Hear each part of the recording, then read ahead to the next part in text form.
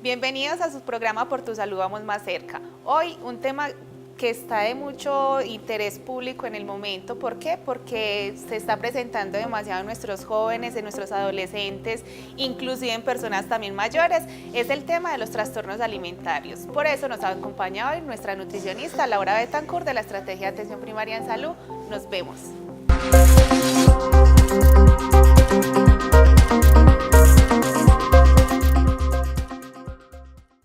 Televidentes, como les estaba contando, ella es Laura Betancourt, la nutricionista de la Estrategia de Atención Primaria en Salud. Una bienvenida a ella. Muchas gracias. ¿Cómo estás? Muy bien. Bueno, el tema de hoy, como les estaba diciendo, es acerca de trastornos alimentarios. Vamos a hablar un poquito de qué son estos trastornos, de qué personas lo pueden padecer, de cómo se diagnostica una persona de esta, ¿cierto? Cómo se debe tratar y qué consecuencias puede traer estos trastornos pues para la salud, ¿cierto? Entonces, como ya entrando en materia, ¿qué son los trastornos alimenticios, Laura?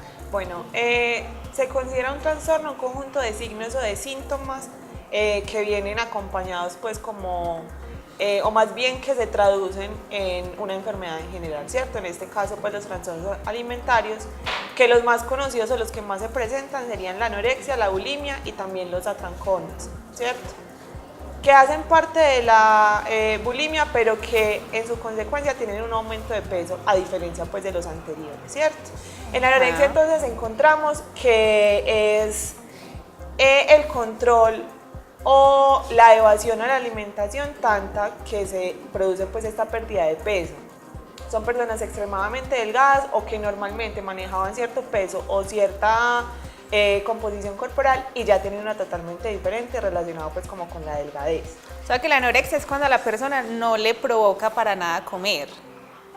De que le provoque, a veces sí, pero evaden ese momento de la alimentación. No lo hacen. Y normalmente son personas en todos los trastornos alimentarios que ese momento de la alimentación es cuando se muestran más irritables, de mal genio, evaden ese momento y buscan, digamos, cualquier excusa para no consumir los alimentos o hacerlo de manera pues más mermada a lo que normalmente se presentaba, ¿cierto? Sí, ok. Eso en cuanto a la anorexia. Ajá. En cuanto a la bulimia, encontramos un comportamiento de atracones, personas que comen demasiado y luego se inducen al vómito, utilizan pues varios mecanismos para generar esa purga del alimento que se consumieron, que les generó culpa, entonces lo eliminan de esa manera. En el caso de la bulimia es difícil manifestarlo por medio de esa pérdida de peso o de ver a la persona más delgada porque digamos que se contrarresta un poquito, a pesar de que hay esa eliminación del alimento que se consumió, pues algo se va a quedar. Sí, se va absorbiendo y se va a quedar. Pero digamos que la forma en que funciona es diferente, ¿cierto? Aunque el objetivo siempre va a ser el mismo, la pérdida de peso y la búsqueda de esa imagen corporal perfecta que tiene esa persona pues como en su imaginario, ¿cierto? Y ya tenemos una tercera forma de esos trastornos alimentarios que es comer en exceso o comer compulsivamente, ¿cierto? Que son las personas que, digamos que ahí hay que tener mucho cuidado en cómo se identifica porque muchas veces decimos, estoy muy ansioso y como mucho cuando estoy ansioso. Eso es diferente a las personas que realizan o que padecen ese tipo de trastorno porque no existe un control, digamos, desde la parte cerebral de esa saciedad o de que ya estoy lleno y ya no voy a comer más. Sino que siempre Es quieren continuo, y quieren es comer continuo más. y digamos es la persona que nunca se llena y que se presenta entonces obviamente ese exceso de peso y otras enfermedades que ahorita vamos como a explorar más a fondo. Listo. Cuando una persona pues porque muchas veces como que las imágenes o la, no sé, para la publicidad de estos tipos como de trastornos muestran que una persona muy delgada se mira al espejo y se ve pues como gordita, ¿cierto? ¿Eso se da principalmente en la anorexia, en la bulimia o en todas? En todas hay una percepción corporal alterada. Digamos que lo que ve esa persona en el espejo no es lo que realmente es, ¿cierto? Y ahí venimos pues como a mirar cuáles son las causas de esos trastornos. La percepción corporal se ve distorsionada, es una persona que a pesar de que ya está delgada, nunca va a estar lo suficientemente delgada para su objetivo, ¿cierto? Ajá. Entonces, normalmente vemos la misma publicidad, la persona delgada mirándose al espejo como una persona muy gorda o con mucho exceso de peso. Ajá. Entonces la persona por más delgada que esté, pues nunca va a tener esa satisfacción de que ya estoy suficientemente delgada, ¿no? Y por eso el riesgo es tan alto, por eso se llega hasta la muerte en muchos casos, porque no hay un límite para esos objetivos que se generan las personas que tienen ese tipo de trastornos. Entonces la percepción corporal está modificada y está modificada patológicamente.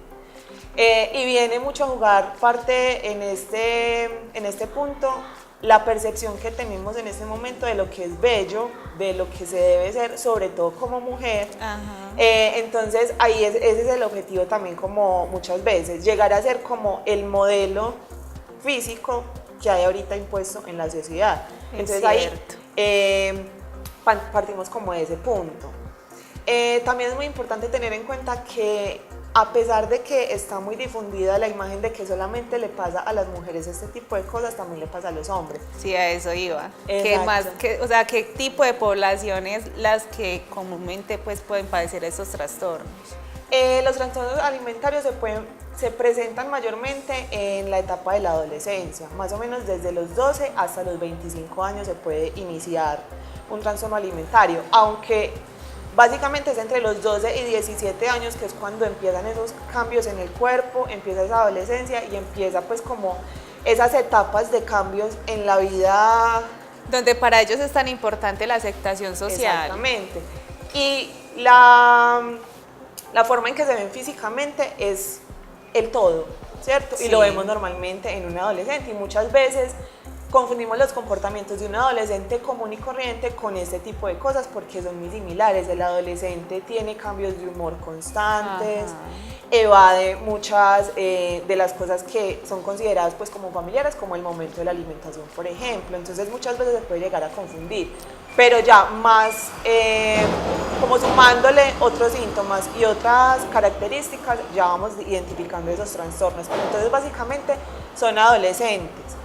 Sí, es verdad que en su mayoría son mujeres, un 90% de los casos que se presentan de trastornos alimentarios son mujeres, pero también pasa en los hombres por la misma presión social que se ejerce y por los mismos cambios que están teniendo como en esa pubertad. Sí, qué triste esto, Laura, y lamentablemente pues sea más que todo en estos chicos adolescentes.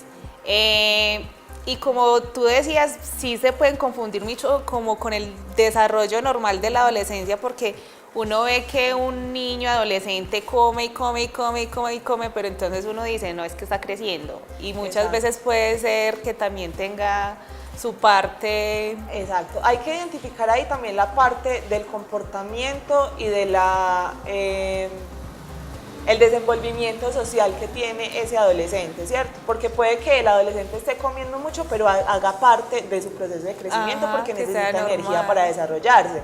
Pero si aparte de eso, el adolescente está más retraído de lo normal, presenta comportamientos como diferentes que uno se identifica que son raros en ellos, ¿cierto? En el caso de los que comen en atrancones o de la bulimia, y al contrario con la anorexia también. Puede que el adolescente se esté cuidando porque quiere verse bien, pero ya cuando llegamos a un límite de que es irritable con la alimentación y que identificamos como esos síntomas que van más allá de lo normal en ese adolescente, ya ahí es que preocuparse de alguna manera. O sea, Laura, que una de las maneras de diagnosticar cualquier trastorno de estos podría ser por medio del comportamiento. Exacto, y es uno de los aspectos a tener en cuenta para este diagnóstico, ¿cierto? Cambios del comportamiento, cambios en el comportamiento social sobre todo, personas más retraídas, que buscan como estar solos más que la mayoría de los adolescentes, ¿cierto? También debemos tener en cuenta entonces como los cambios físicos o el examen físico como tal que se debe tener para diagnosticar también esta enfermedad, ¿cierto?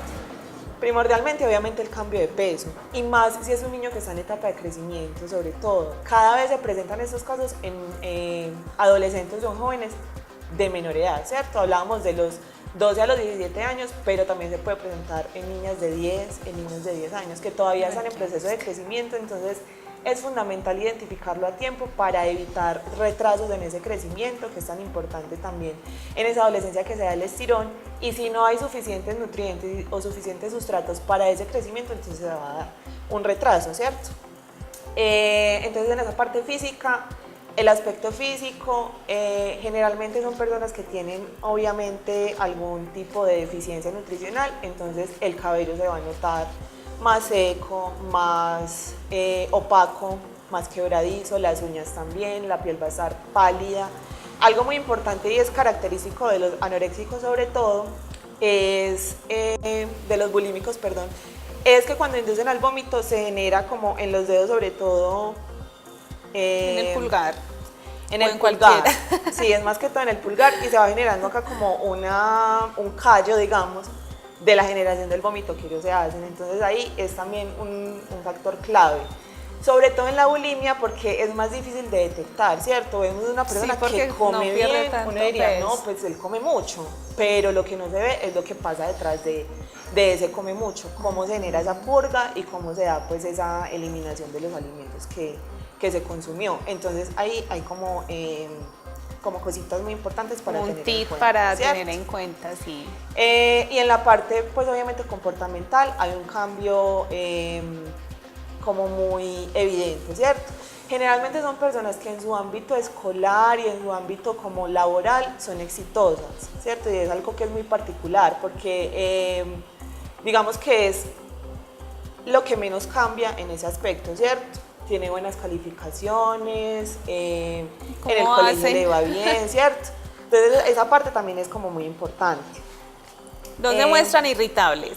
Porque uno cuando tiene hambre, la verdad que lo primero que le da es mal genio. Exacto. Se muestran irritables y sobre todo en el momento del consumo de alimentos, ¿cierto?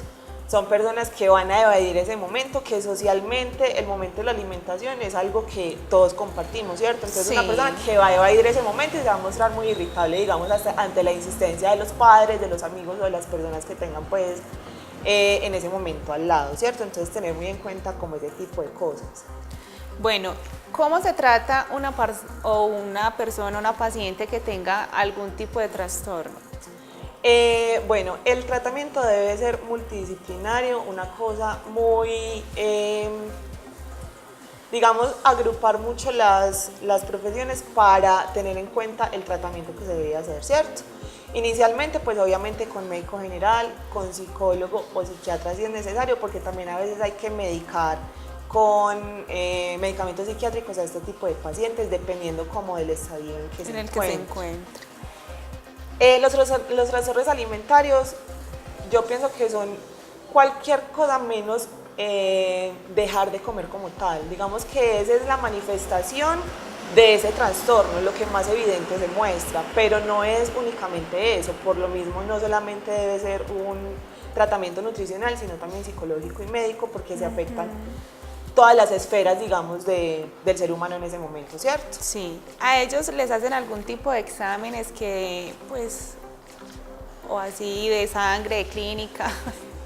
Ahí es más que todo como para identificar las deficiencias nutricionales que puedan tener inicialmente, ¿cierto? Entonces son pacientes que van a ser posiblemente anémicos, que van a tener deficiencias de muchos minerales, deficiencias obviamente energéticas porque no están consumiendo las calorías necesarias, al contrario las están eliminando, ¿cierto? Algo muy importante que también de pronto se me pasó ahorita es que la persona no solo deja de comer, sino que también empieza a hacer más ejercicio de lo normal, ¿cierto? La persona busca eliminar ese exceso que él cree que tiene por medio de cualquier cosa, eliminando la alimentación, induciendo al vómito, utilizando laxantes, o cualquier tipo de inhibición de la alimentación, ¿cierto?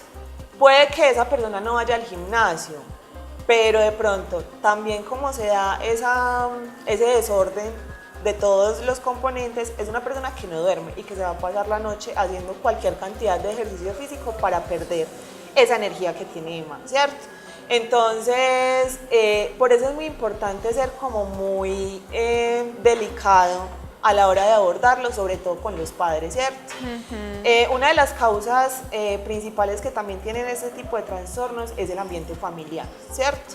Aparte de que los adolescentes ahorita tienen un exceso como de estímulos en cuanto a lograr un cuerpo ideal, ser la persona pues bella que nos venden, también tenemos un entorno familiar que tiende a exacerbar más ese tipo de cosas, ¿cierto?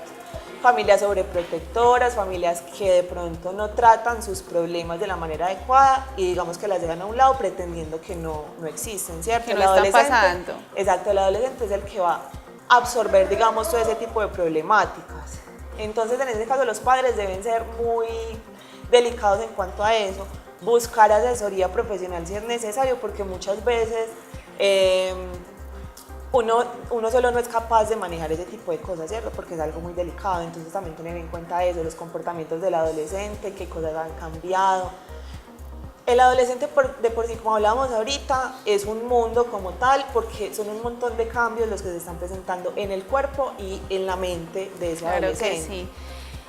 De hecho, entonces, ¿cómo se podría como empezar a realizar el tratamiento, la recuperación nutricional en un paciente de estos? Inicialmente es, digamos, la intervención de todos los profesionales, ¿cierto? Como hablábamos, no únicamente es sentarlo y que empiece a comer, porque ese es el principal problema, ¿cierto? Sí, eso es lo que buscan más que todos los padres, ¿cierto? Exacto, entonces no va a ser tan fácil como que, ay, no, yo la llevo donde el nutricionista ya me lo pone a comer, ¿cierto? Sí. No es tan fácil porque el problema es más psicológico que de ingesta de alimentos, ¿cierto? Entonces ahí primero tiene que haber pues como una reunión de conceptos de los profesionales para programar y planear cómo va a ser el tratamiento de esta persona dependiendo del tipo de trastorno nutricional que tenga inicialmente.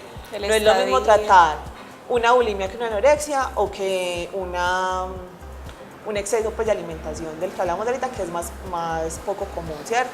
Entonces, inicialmente eso, ¿en qué estadio está? ¿En qué momento, digamos, de la pérdida de nutrientes está ese adolescente, ¿cierto?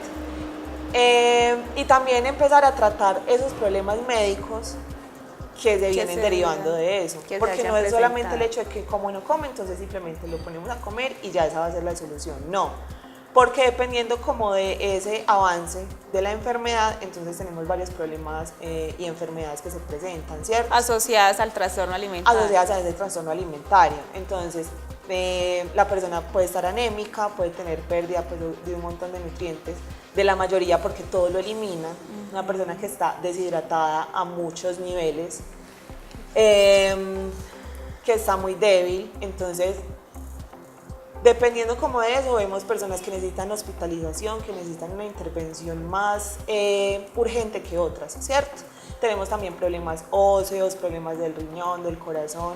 Generalmente la causa de muerte de este tipo de pacientes es por fallas cardíacas, ¿cierto?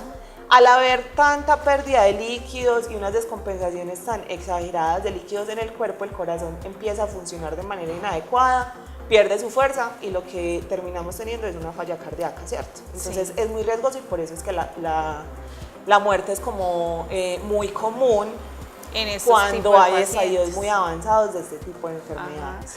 Bueno, entonces, muy importante que tengamos en cuenta todas estas recomendaciones que nos da la nutricionista.